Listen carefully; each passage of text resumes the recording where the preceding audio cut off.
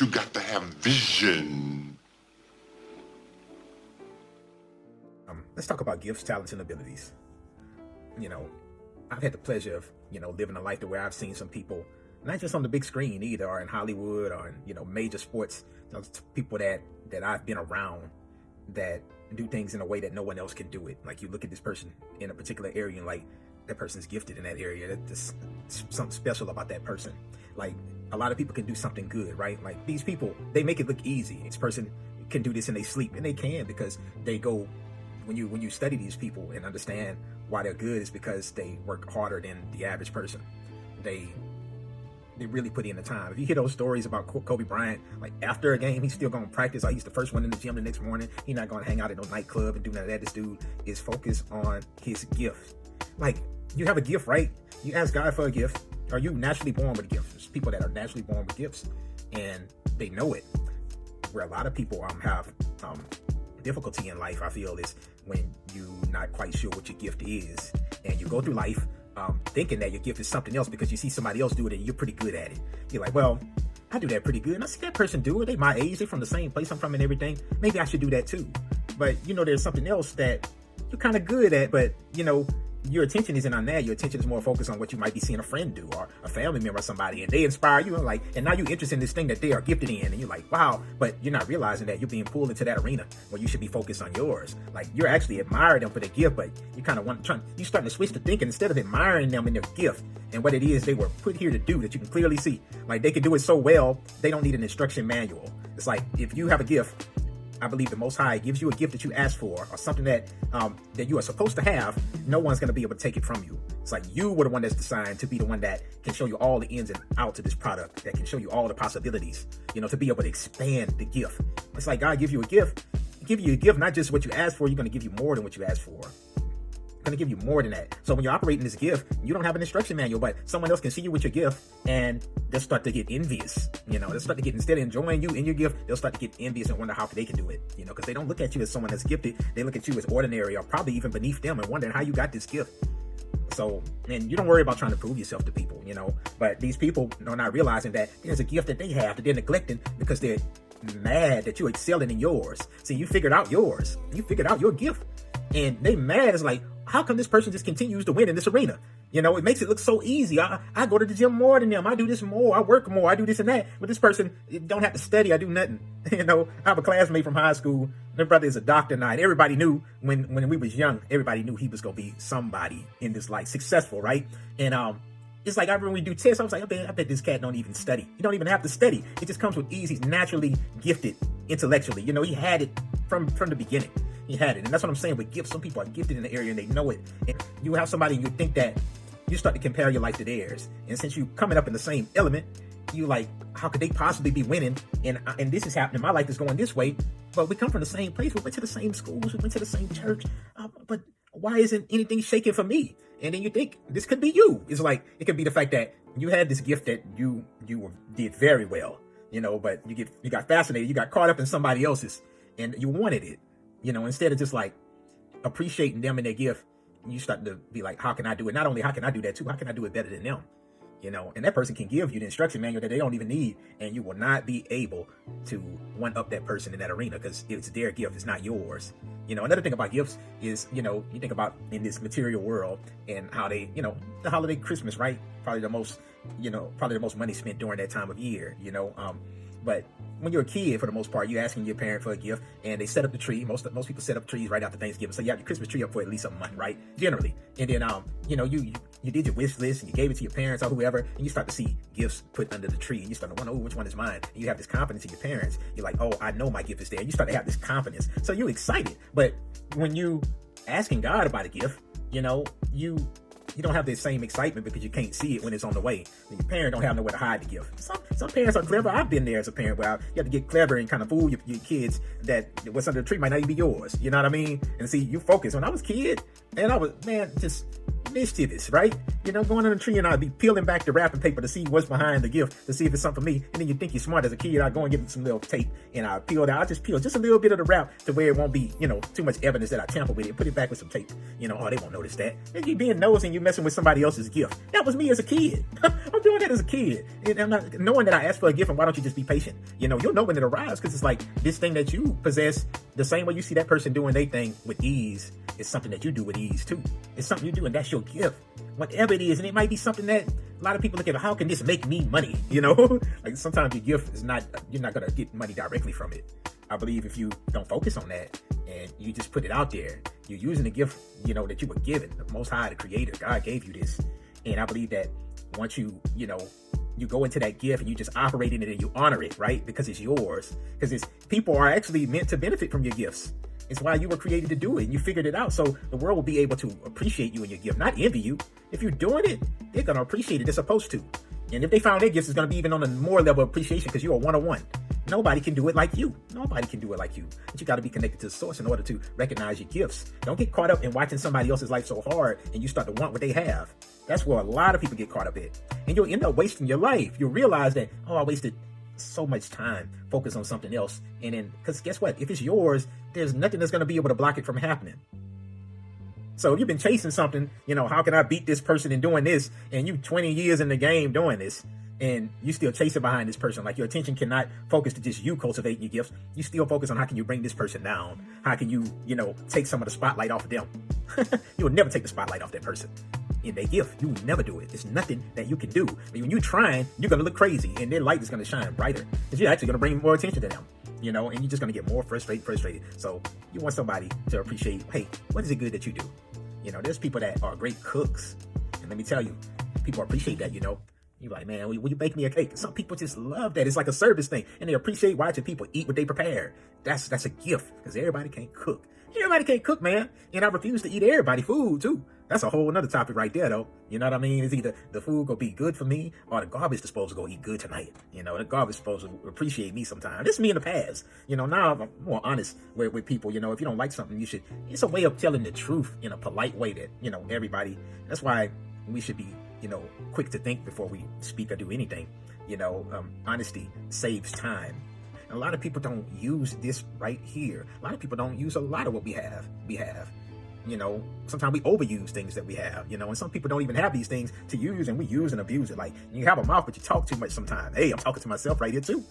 We all guilty of it. So you got eyes, but that don't mean you're supposed to be looking at everything. Some people can see everything and don't understand what it is they're seeing.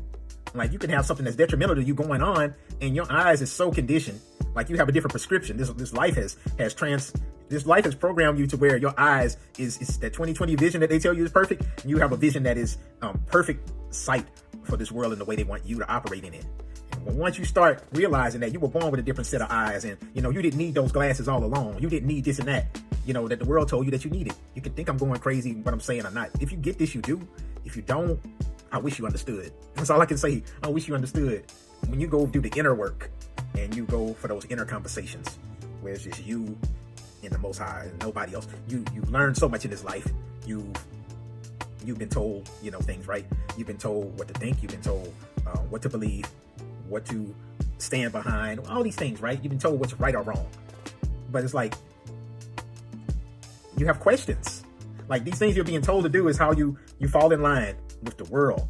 But you have questions. It's like, people are like, be quiet, don't ask no questions. Now you don't want to shake the boat now. Oh, the person that has questions is always the one that's going to be looked at as crazy, you know? And let me tell you, when you have questions, like I said, it's going to make some people consider if they want to be around you. If you're one of these people, you become consistent with it, and you start asking questions, when you start moving different from how people been knowing you all your life, they go like, what's up with him now? What's up with her now? Why you didn't change? We used to do this all the time together, and now you acting like you don't get down with us no more. And it's not that. It's not that. It's just, you realize you started to think. And the way you're thinking is not just to help you, but it's really to help other people too. And that's where we get, don't let that trap you. See, because you came into this world by yourself, and I don't care if you have a twin. You came in at different times. You entered this realm by yourself, and you really need to take care of yourself while you're here. And if you have questions, you get those questions answered by any means. You know, even if they try to hide the answers for you, you know where you can search to get all the answers you need? And go within. That's why they say it's great being in a relationship. When you're in a relationship with the Most High, I have a routine. It took me a while to develop this routine. And sometimes I go off when life happens and there's certain things come up in life where you have to change your schedule. You might have to travel a weekend where you're normally at home, things of that nature. And I meditate and pray. You know, when I wake up, before I go to bed, and if I get opportunities during the day, I meditate. It's me unplugging from this world. You know, when you look at the world as it's an energy. Everything that you experience in this world is energy. So, and sometimes it can get overwhelming. You ain't even got out of bed yet, but your alarm clock go off, right? And you hit that snooze button. That snooze button. Oh man, who created that? You know, who was the person who's like, the person who created the snooze button probably thought they was doing everybody a favor, but it really, it made more lazy people. It made more lazy people. It really did, because, you know, it made you codependent on that alarm. It made you codependent on the alarm. You're like, I can just press this button, I don't even have to open my eyes and I can go back to sleep. And it's just gonna be one less minute each time that I can get this. Why not just set your clock initially? If you know you're gonna do all that, but people be like, I need time for my body to start waking up. If that snooze option never was an option, you wouldn't be going through that, because you know you would have to wake up on that first ring. And I can imagine that's how it was in the beginning. And can you imagine how it was before actual clocks? You know, people moved with the sun and the moon. I believe they moved with the sun and the moon. They woke up with the sun and they went to sleep, you know, when the moon came out. You know, when the sun went down, they laid their heads down, you know, and they all rose up at the same time. You know, of course, there's some instances where people work in the night. Of course, we know that now. But I don't believe it was always like that either. Everybody used to sleep at the same time until there became a time where the world was open 24 hours. And we talking business now. That's time when they should be getting all this beautiful sunlight and access to the light. And so they in darkness pretty much. People that work graveyard shift, they have more darkness than anything. See, you can't count that light in that's inside these facilities you work in. That's artificial light. You got to have access to real light. And if you work during graveyard shift hours, and when you leave out, you go in, it's dark, and you come out, it's bright, but you got to go to sleep now. Oh man, I used to work graveyard shift. That's how I know this. It will F you up. And the longer you stay in it, when you finally break from that cycle, some people can do it, because it becomes, and you'll hear people be like, oh, this is my weekend. Your weekend is Tuesdays and Thursdays, or Mondays and Tuesdays, right? Two back, like, this is my weekend. Your schedule is so out of whack with everybody else's, with the majority of the world, right? Graveyard shift. And like I said, you're going to sleep when the sun out, and you wake up, you might get a couple hours of sunlight, you know, and when the sun getting ready to go down, it's on this descent at this point. And you only get a little bit of sunlight. And you need the sun. Animals, they go to bed at night. Birds, they do their own thing. They are on a program. They're on a schedule. But you're supposed to be on a schedule that goes with the world, with the earth. It's true. It's true. You're supposed to be on the same schedule. And when that gets thrown off, because you got to, make a way in this world, it can throw you off.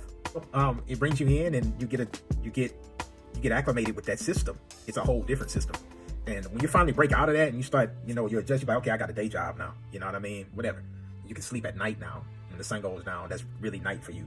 But let me tell you, it took maybe, I'm saying, a good 10 years at the least to break out of that cloud of working those crazy hours, and getting back acclimated with being out with the sun during the day and things of that nature, right? And going to sleep when the moon come out.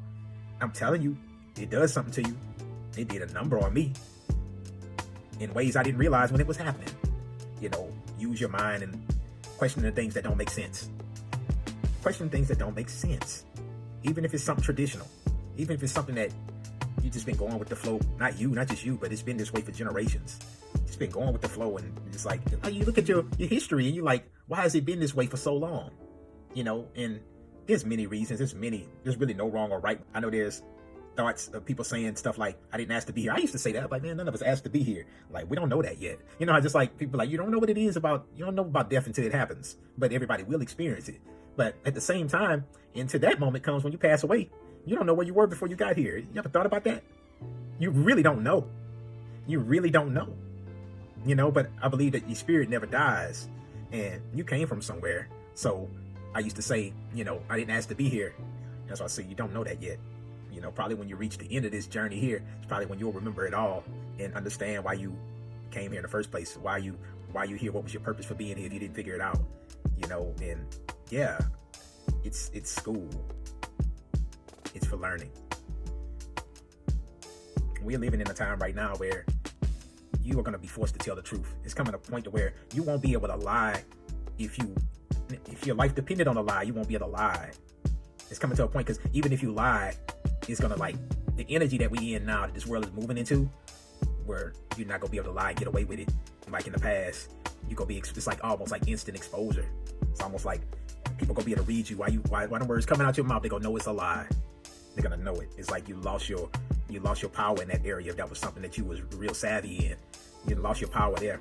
It's exposed. The veil has been removed. It's like people can spot it now, so you ain't gonna be able to depend on that no more.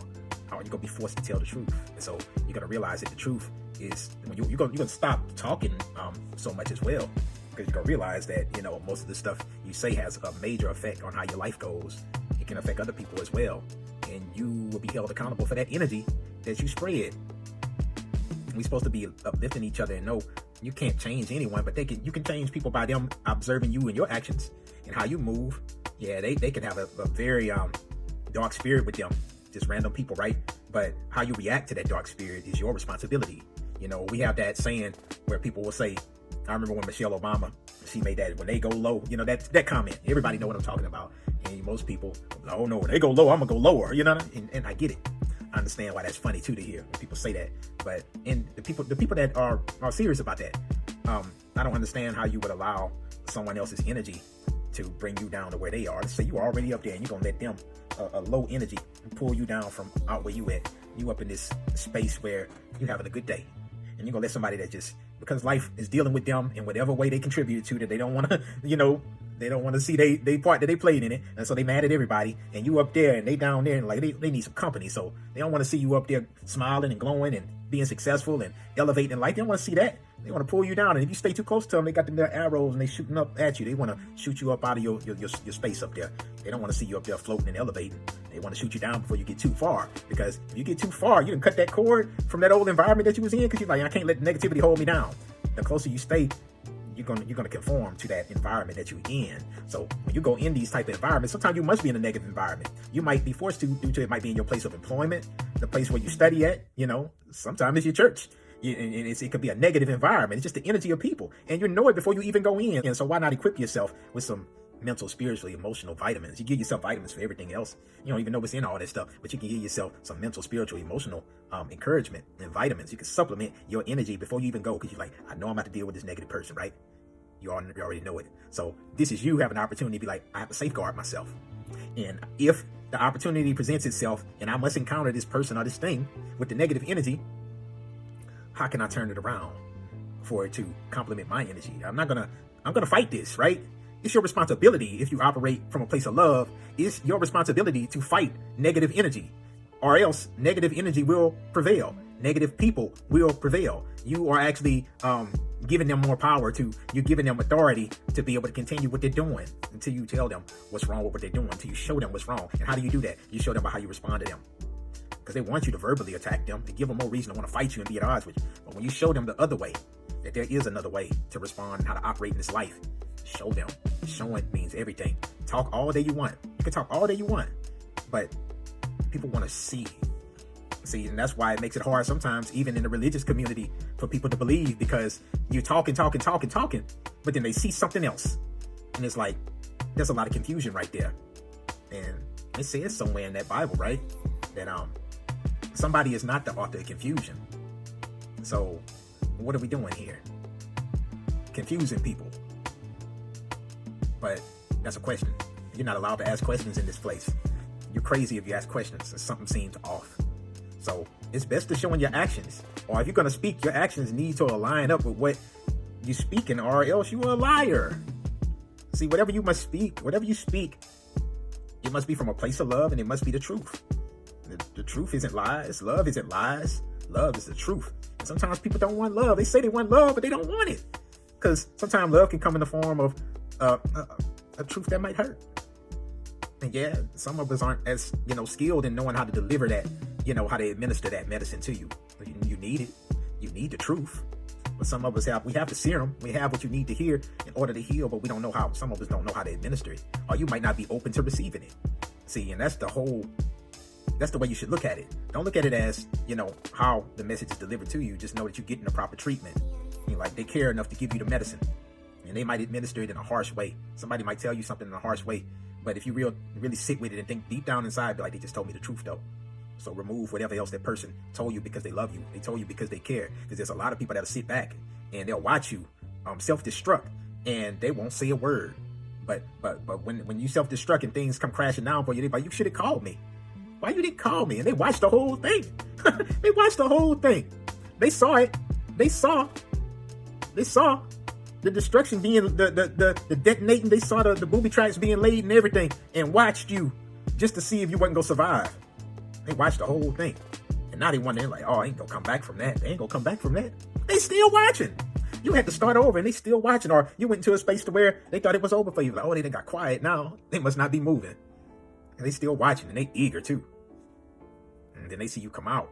Oh, that ain't much yet. He's not doing much of much. See, people learn that you get less access now.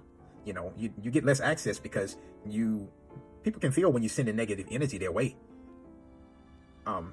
The Most High has a way of giving you that, making you feel that energy so that you know how to respond to certain people, or you put your antennas up to where you have a new lens now looking at this particular person or this particular situation. It's like your spirit is telling you, keep a close eye on them, or have your ears open a little bit, be more in tune when you're around this person. Pay attention to them, pay attention to this person. And you have a weird feeling in your spirit, and that's the angels trying to protect you.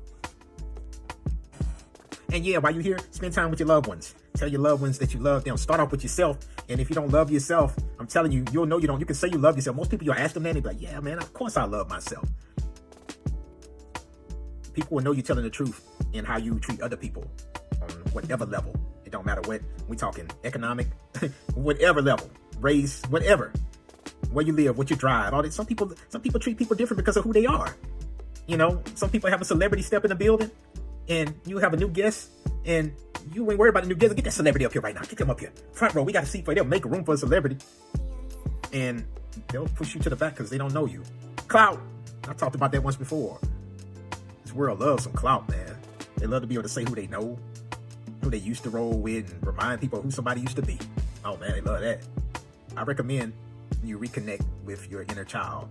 And that's where anybody that has to do any healing in this life, most of it comes from your childhood. And go back and have conversations with you as a child. You can do it, you know. It's all part of that praying and meditating. You go and connect, and go speak to you at whatever age where you felt the freest. Where, like they say, you look at a certain age where you get down no responsibilities. Go back to that age and go have a play date with yourself and talk to you at that age and ask you at that age questions. Ask adult questions. That's stuff that you're going through right now. Ask yourself, the young you, those questions, and you will get the answers. Because that young you go tell you the truth and go tell you straight up, because they got vision, got dreams. That ego hasn't developed yet. They're not quite fully they haven't received all the upgrades from the world to be acclimated in this atmosphere here, this fog that they have, this clear fog that they have us walking through. And when you go get down or lay down, like they say, you go get down and lay down. So talk more with your inner child and heal whatever it is you need to heal. And most definitely spend that time. I'm telling you, it's the best time you can invest every day. People want to tell you, of course, do you need finances to live in this world? But that's the investment you have here. But there has to be a balance. And you need to make sure that you invest in time, which is it's the bottom line of everything in this place. If you can't spend time, you won't have time to make money. You won't have time to do anything that you want to do. Time is the common denominator in everything. So where you invest that time is very important. And you have to realize that the world wants your time. And they want to send a lot out to consume that time. They want to make sure that you are drained of your time. You know, a lot of us have to work jobs. Yes, a lot of people. And that's already a part of time right there. You know, if you work a 9-to-5 job, you 40 hours a week, right? So bam, that's already out of that. Then, you know, if you have something you want to do on the side, you have a hobby that you're interested in, that you know that's going to take a couple hours out your day, something that you want to work on, a side project that's going to take time out your day, and everybody has to sleep. You have to eat. You have to commute. So you think you have to manage your time, and then you have the world. You turn on the TV, oh, look at that new movie coming out. Oh, look, this new TV series. And this new TV series going to have you. They're going to have you there. They don't just have you there on the nights to watch the show. You're there on social media talking about it for days before and after the show. So you're dedicating time to this thing. The world and stealing your time, though, where you're thinking about this movie. You done made them their money, and they got these celebrities posting. They probably get an email blast. You like, post these videos out, and your fans will definitely interact on your page with some unoriginal content that you posted, and you go get the profits from it. They're the same family members. This is what the big wigs telling them how to make their money on social media, using most of us, right? And like, you go ahead and Yeah, you don't even have to run the page yourself. Get somebody on your team that's have your social media person, and they post and comment as if they were you. And the people that think they talking to you, they gonna be telling you happy birthday. You won't even be able to respond to everybody. You won't even know certain people told you happy birthday because it's just so many of them. And these same people won't even tell their own loved one happy birthday, but they telling you happy. They didn't forget your birthday, and you ain't even read their comment. And they buy all your tickets to your concert when you come to town, and they come and see all your movies. They listen to all your music, but you didn't see they said happy birthday to you. They said happy birthday to you and charge them $1,000 to be in VIP, take a picture with you. And you still don't know them. Who am I talking to here? Man, I ain't talking to the celebrity. The celebrity found out their way to get it, and they knew that it was easy like that. As they rolled it, they got with these companies like, how you do it? Put me onto the game. And like, yeah, use me. We good. Use me. Let's roll with this system. I don't care if my people, yeah, they gonna roll with me. The people love me. I tell you, I got millions of them follow me. And that's how they get signed. And then you stay right there with them. And you giving them all the numbers they need, and everything's on autopilot while you wasting time. You interacting with their social media team, and they off living life, and money flowing in the bank account because you continue to tag them and share all they post and interact on just recycle stories, gossip. Have you realized that the world has turned into gossip? And people that operate in authenticity, you have a hard time following rules that don't make sense. You have a hard time not asking questions to things that just don't make sense. When you operate in authenticity, you will question things that just don't make sense. It's truth. Being authentic is truth, and that's a hard thing for a lot of people to do. As I mentioned a few minutes ago, it's sometimes the truth can come in the form of it can be abrasive, it can be harsh.